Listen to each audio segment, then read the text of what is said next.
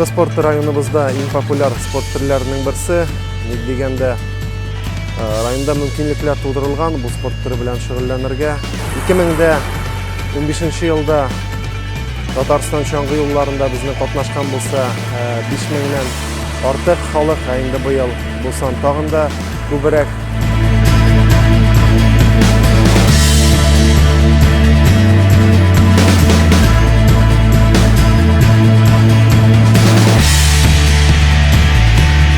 Бу ярышларда катнашкан барлык спортчыларыбызга олы рәхмәтемне җиткезәсем килә. Спорт белән һәр вакытта шөгыльләнеп, районыбызда спорт белән шөгыльләнүчеләр санын даими рәвештә арттырып килсәк иде.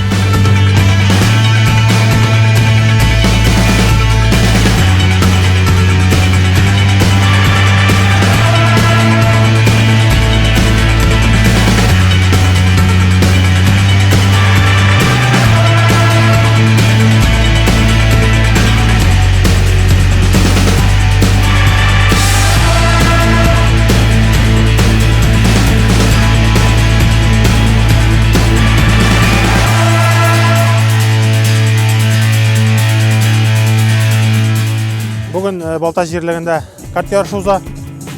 Бұл ярышта біздің Балташ һәм Күкмара районнары участниклары катнаша.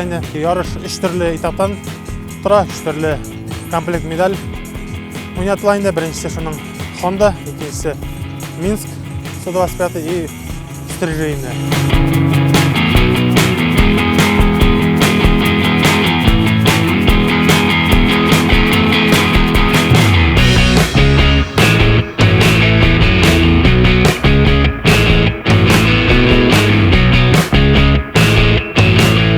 Яшар вакытында безнең җегетләрнең техникалары ватылмасын һәм травмалар сыгына мотор дип ярыш үткәреп бирә.